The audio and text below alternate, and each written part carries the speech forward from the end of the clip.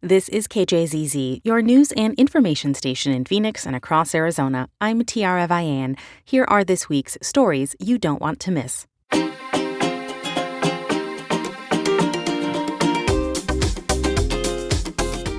This is the podcast that's designed to catch you up on some highlights from around the region. Thanks for listening. Here are a few of the stories for the week of July 27th, 2026. It's a time of major transformation and great uncertainty. To help answer questions about what is happening and why, we're launching a reporting project called AI in Arizona. KJZZ's Taylor Griffith begins the series by examining what role data centers play in Arizona and why we have so many. Arizona already has 100 data centers and could double that amount within the next 3 to 5 years. That makes us the 7th largest market for data centers in the nation. But what exactly is a data center? To me, at the end of the day, a data center is the core of our digital society. Everything that we do, whether it is watching a movie on Netflix, whether it's sending an email, your healthcare, airlines, everything runs through a data center. That's Ryan Groover. He spent 20 years working in Banner Health's data centers and also heads the Phoenix chapter of AFCOM, a group of data center and IT professionals. Groover is not speaking on behalf of Banner for this story. Basically, everything we do that requires an internet connection, which really is almost everything nowadays, creates a digital data point. That data lives on a computer chip, which is running on a server in a warehouse of thousands of other servers. So, like you have storage on your phones, we have massive, we call storage arrays. But not all data centers are the same. As Groover told me, there are 3 types. We'll start with the smallest, edge centers. So for the audience, we're sitting currently in the Sky Salon building. So there is most likely a small edge data center in here. That's most likely only like 6 pieces of equipment that keeps this place up and running, and it keeps it connected to the rest of the world. Then there are enterprise data centers. These are often left unmarked because they're storing sensitive information for companies. Think about, airlines. Think about financial, healthcare, government. They can either be as small as 2 to 3 houses or as large as a full-size office building. According to Groover, you just need to know where to look. These are just, you look at a random building and you probably think it's a warehouse. It's probably a data center, actually. Lastly, there's the ones that have caused the biggest stir, the hyperscale data centers. These are truly the big boxes. Like the Eastmark corridor, the Chandler Tech corridor, the Glendale and Goodyear corridors, where you see the giant boxes. Hyperscale data centers can have one tenant with massive data needs, like Microsoft or Google, or several. So, how did Arizona end up with so many data centers?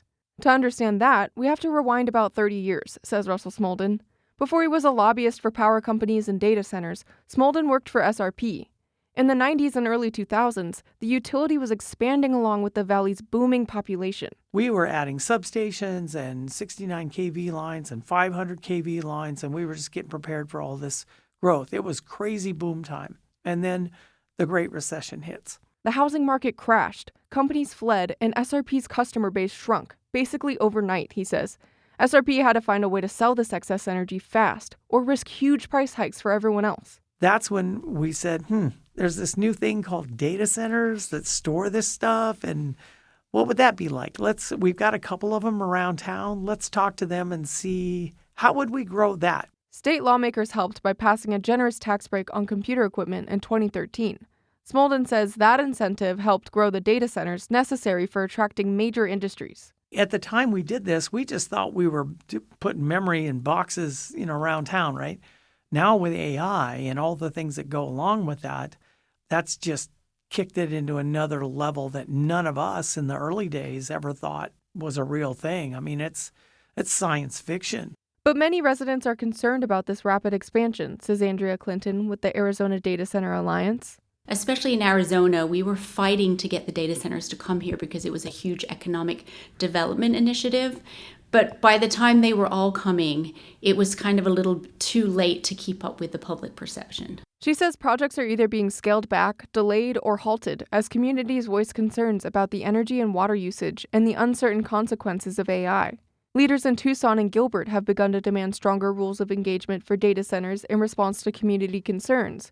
Even major hubs like Chandler, Mesa, and Phoenix that once welcomed these companies with open arms have created more stipulations. The state has weighed in too. Governor Katie Hobbs recently signed a 3-year pause on the incentives that have fueled Arizona's data center boom, citing concerns over power and water. And still, the applications keep coming. Taylor Griffith, KJZZ News, Phoenix. You can find more coverage of AI and data centers at ai.kjzz.org. In arts and culture news, Christopher Nolan's The Odyssey has dominated the box office in its first 2 weekends, but those who haven't had the chance to see it in IMAX in Arizona could be waiting for weeks. Connor Greenwald and Jill Ryan have details. It's well past midnight at the Arizona Mills Mall in Tempe, and the place is a ghost town. The stores are shuttered and the Harkins movie theater lobby is empty. But within a few minutes, the IMAX lobby is flooded with people leaving the latest sold-out showing of The Odyssey in 70 millimeters. That was the only time we could find. Jerome King and his newlywed wife Nadia were among the hundreds of moviegoers attending a showing at 1:30 in the morning. Most people would be in bed at this time, but it was the only showing the Kings could get tickets at the Arizona Mills IMAX. You get the full picture, you get the full scope of what's going on in the movie and the way they shot it. Arizona Mills is one of only a few theaters in the United States with a 70 millimeter IMAX projector, and The Odyssey is the first film shot in its entirety using IMAX cameras. I feel like since we're close enough to one, you might as well go see it if you're going to see the movie at all. For some moviegoers, like Swede Rondon, it is worth the hassle to see the film in this exact format. He was lucky enough to get tickets for more than one showing, but others, not so much. Today, some of my coworkers were trying to get tickets because I was talking about it. I was so hyped about it. And so we were all looking, and we looked at, I think, 3 weeks into August, and there's no tickets. His coworkers are not alone. Shows in the 70 millimeter IMAX format are sold out globally, and well into September for some theaters. Rondon says he's a big fan of Nolan's work and the mythology the film is based on. But for other moviegoers... Dude, I have no idea what I'm getting into. I haven't even seen the trailer. Dominic Sobieski says he's not here for the story, but for the experience of IMAX. I'm seeing everywhere online that we gotta watch this movie the way it was meant to be watched. The screen is 6 stories tall. If you were to see this film at a different theater in Arizona, the edges of the frame would be cut off. The reason that this is sold out tonight at 1:30 a.m., people know that there's a difference. They know that they're missing out if they're not seeing it this way. My colleague KJZZ's Jill Ryan caught up with the folks at Harkins to learn how they prepared to meet demand. Tickets for the film went on sale a full year before its release, and the Arizona Mills Theater has added almost round-the-clock IMAX showings. Spokesperson Jessica Reeves says it's not just locals coming in each day. They're coming from all over the country. We have people flying in just to see it on the biggest screens at Harkins. To date, The Odyssey in IMAX has made $140 million worldwide and up to $650 million in all formats. It's going to keep going up. This movie, I would guess this movie will make $1 billion. That's media critic Bill Goody-Kuntz from the Arizona Republic. He is a big fan of the movie, especially in IMAX 70 millimeter. And he says it's nice to see people come together for this experience. Media has become so fragmented that Thursday night TV used to be a big thing. And on Friday, everybody would talk about, oh, I can't believe what they did on Seinfeld last night, or whatever. Can you believe what happened on Friends last night? People don't experience media in that way anymore. And Goody-Kuntz says if you aren't able to see The Odyssey in IMAX 70 millimeter, that's how the director Christopher Nolan intended for people to see the movie. But I'll tell you this, I saw it 2 days later in a regular theater, and it's still great. For KJZZ News in Phoenix, I'm Jill Ryan. And I'm Connor Greenwald.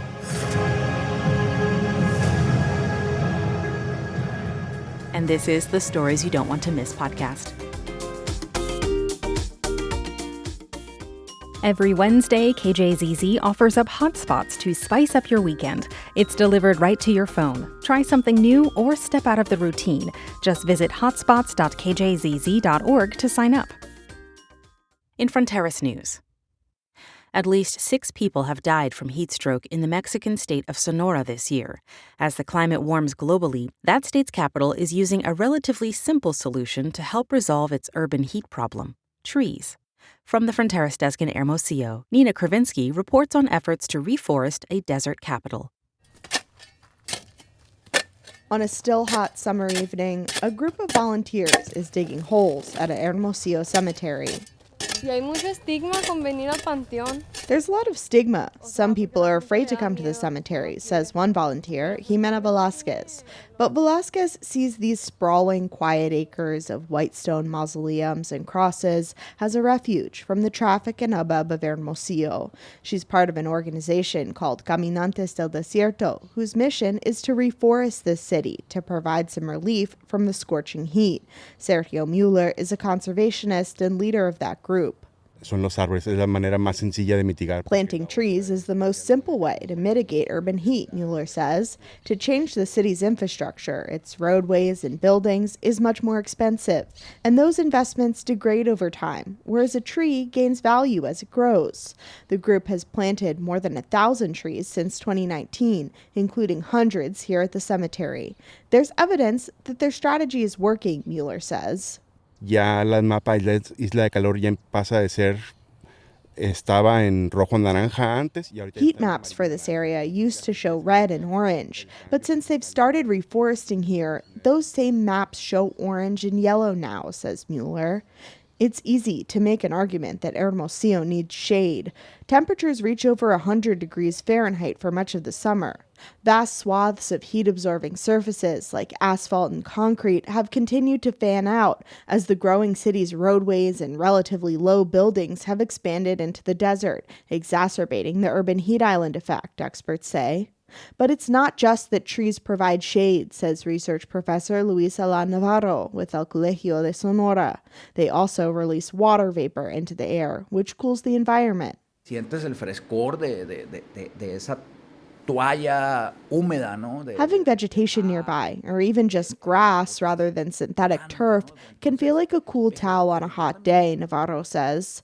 Public officials have caught on. The state of Sonora recently dedicated a portion of land it owns in the city to urban forestry.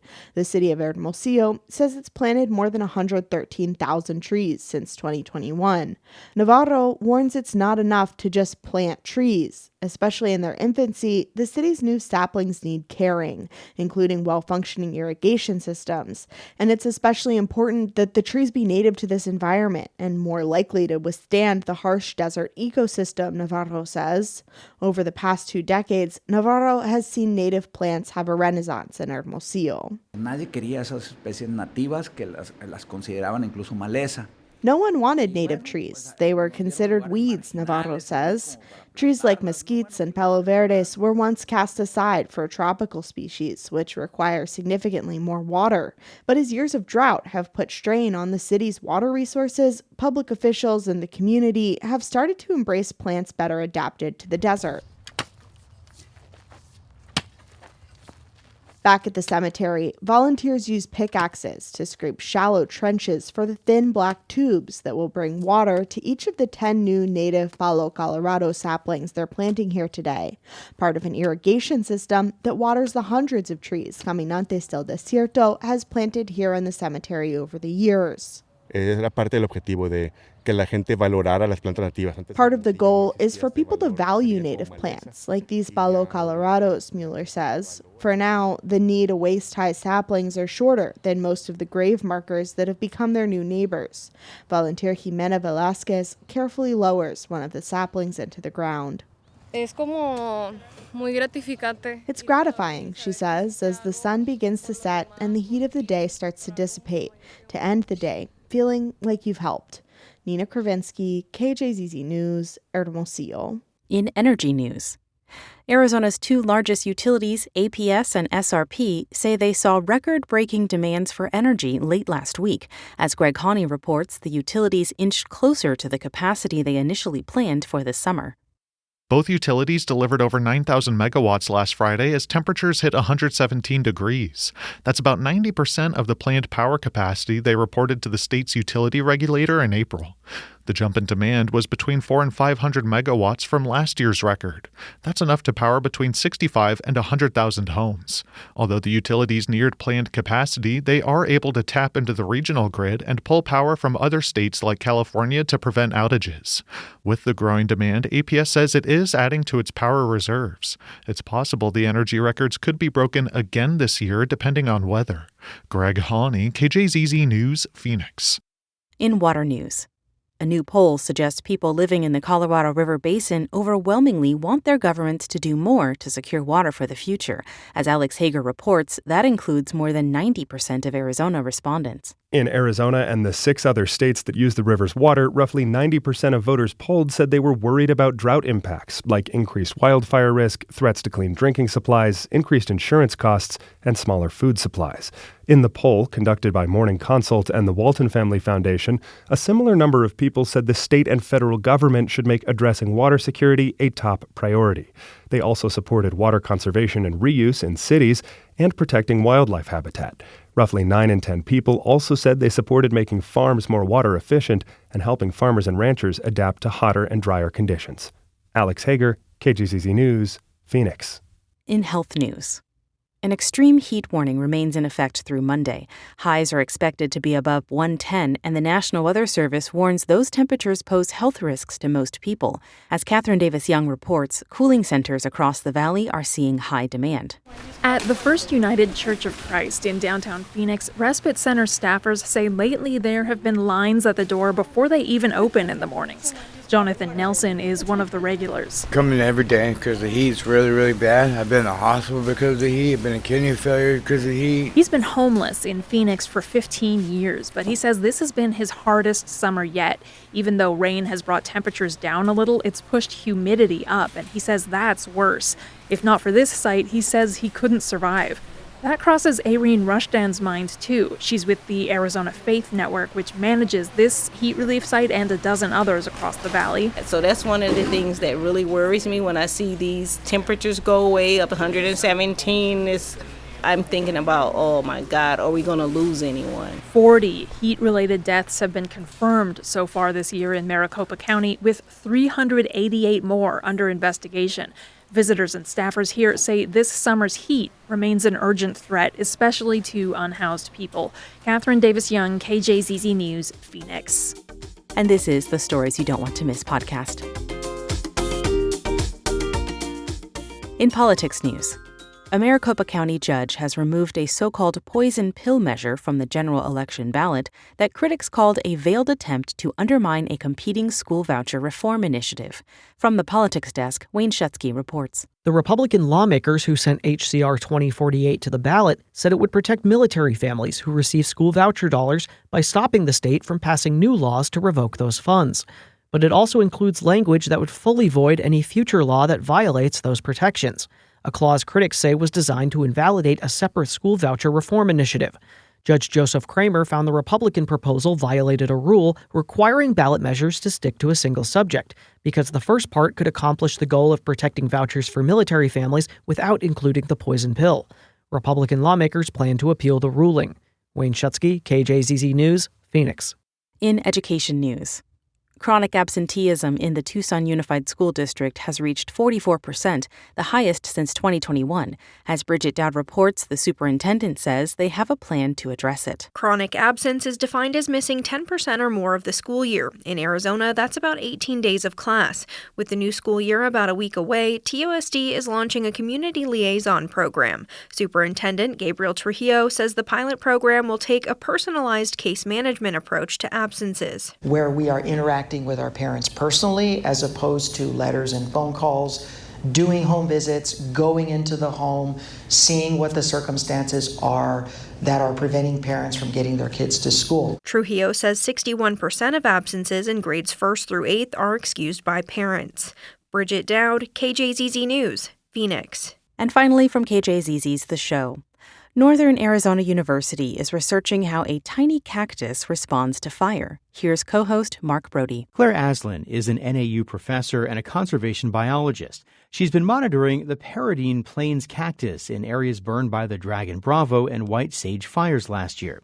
She says she gets that it may seem like scientists are paying a lot of attention to an admittedly very small cactus. But Aslan says trying to understand how, when, and where systems recover from fire is important for managing the landscape. That's especially true, she says, as fires become bigger and more intense. Aslan joins me to talk more about this. And Claire, could you please describe what this cactus looks like for those of us maybe who have seen it but aren't quite sure? Sure. So this cactus, the Paradine Plains cactus, is extremely small. It actually can fit in the palm of your hand quite easily. It's also very low to the ground. So when you are standing above it looking down, it often looks like it's barely poking up above the surface. It's almost flush with the ground itself. It's kind of a little bit of an olive green color with some fairly soft spines. It won't poke you like a prickly pear might do. And it contains these flowers in April and May, which are very beautiful. They range from kind of white to a peach color that are almost as big as the entire surface of the plant. So oftentimes the flower is what you see first. Okay. And am I right that this particular type of cactus has some kind of unusual seasonal behavior, irrespective of how it interacts with fire? Yes. So this particular cactus and its close relatives have what's called contractile roots. And this means that when the cactus feels stressed, and this may be because it's very dry or possibly because it's very cold, those roots can actually contract and pull the entire plant down kind of into the ground. And they live in a very an area with very sort of loose sediment. And so that sediment can sort of sift over top of the plant, which means that the plant can actually go underground. So, and then when things improve, when it gets warmer or when it gets a little bit wet, those roots sort of reinflate and push that plant back up and they pop back up. And so you can go to a site and not be able to find them and go a month later and there they are. So does that make it any less surprising to you that these cacti maybe act a little bit differently when they come into contact with fire than other species? I think it does indicate that these cacti are very responsive to their environment and to relatively short-term changes in the environment. And also that a lot of what is going on with regard to these cacti is happening underground. And I should say that we know from old herbarium specimens where people actually dug up whole plants, so this may have been 50 years ago, that a lot of the plant is below ground. So as I described it to you as this super tiny plant that you can barely see, that's not the entire story. There's more of this cactus going on down there. So when it comes to fire, I do think that that might be part of the reason that we've seen some resilience in these individual plants, is that they may have that kind of built-in protection that perhaps is intended for temperature or for moisture, but it may come in handy when it comes to a fire event as well. Interesting. Okay, so tell me what exactly it is that you're going to be looking at and looking for during this project up in the area where there were some pretty significant fires over the last year or so. Yeah. So this cactus is known as a species of concern. It's actually not a listed endangered species, but a number of very close relatives are. And because it's a species of concern, and actually to try to prevent it from becoming endangered, there's been long-term monitoring that's been going on. And we've been tracking these cacti kind of year to year, checking out their flowering, looking at their pollinators, getting a sense of where the central populations are. So then the fire comes along, and some of the most high severity areas, particularly of the white sage fire, but also some portions of the Dragon Bravo fire overlapped directly with where these cacti occur. So I went out there a few weeks after the fire was finally declared fully over last October, and remarkably found that almost the only green thing you could see in some of these sites were these super tiny cacti. So that really led us to realize, wow, these plants, at least some of them, have survived in the immediate aftermath of the fire. We have all this monitoring data. Let's try to see if we can use that data to compare how the plants are doing now with how they were doing in the past and get a sense of how well they're going to do going forward. So over these next couple of years, our goal is to monitor individual plants to determine if their survival lasts. Basically, can they make it a whole year after the fire, particularly in cases where the plant was visibly damaged? And then do they still reproduce? Are they able to carry out their functions as this community starts to recover from this event? Oh, that's interesting. So is there a chance maybe that the individual plant survived, but like it won't be able to reproduce, that it might be the last one of that particular kind? Right. That's kind of the question. mainly because some of these plants do show some damage. So there's a little spot of green, which is remarkable, but when you get close, there's kind of burned cactus spines surrounding, sort of in the soil surrounding that. So we know that there was some damage. Also, again, because they are mostly underground and we don't want to risk disturbing them further, we don't really know whether any form of soil heating might have affected the broader cactus structure underground. So this year we were able to observe flowers, which was really wonderful. They did flower, but I haven't observed very many fruits. And a cactus has to invest a lot of moisture to create a fruit. And that leads us to wonder if perhaps these plants are still so stressed out, they may be still recovering from this damage or still feeling that damage, so they haven't yet been able to make that investment in fruits. Do you have a sense of why it is that some of the cacti maybe had some damage and some didn't? Like, is it just a matter of where the fire happened to burn, or is there maybe reason to think that some of the cacti were in the fire but didn't actually get damaged?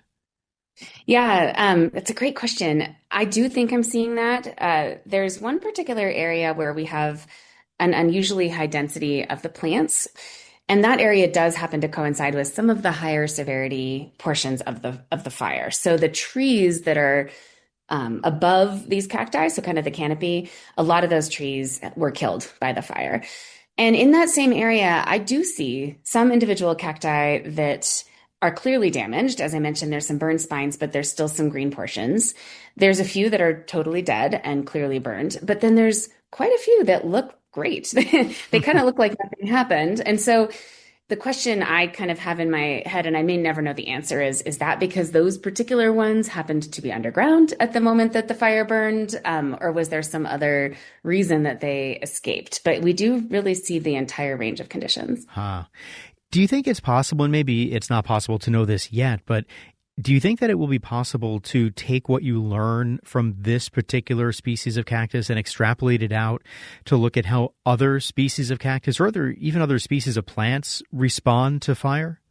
We do know that these systems in this region are fire adapted. So all the plant species will have experienced fire to some degree, and plants respond to fire in different ways. Some of them may not survive the fire themselves, but they are able to reproduce and their offspring will emerge quickly after fire. Others can actually survive the fire itself. It's a wide range. I think the thing that makes this particular plant so unique is this funny behavior it has of kind of disappearing and reappearing. Its rarity across the landscape and its extremely tiny size.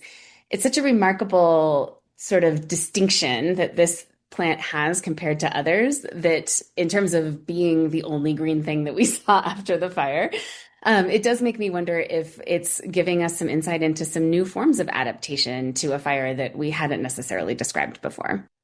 All right, Claire, thanks so much for the conversation. I really appreciate it. Yeah, thanks so much for being interested. Claire Aslan is a professor at Northern Arizona University and a conservation biologist. And this has been the Stories You Don't Want to Miss podcast, made possible in part by the Katina Foundation, Basis Charter Schools, Palo Verde Generating Station, SRP, and the Virginia G. Piper Charitable Trust. Thank you for listening and for your generous support. I'm Tiara Vian. This is KJZZ. Listen more, learn more online and on the KJZZ mobile app.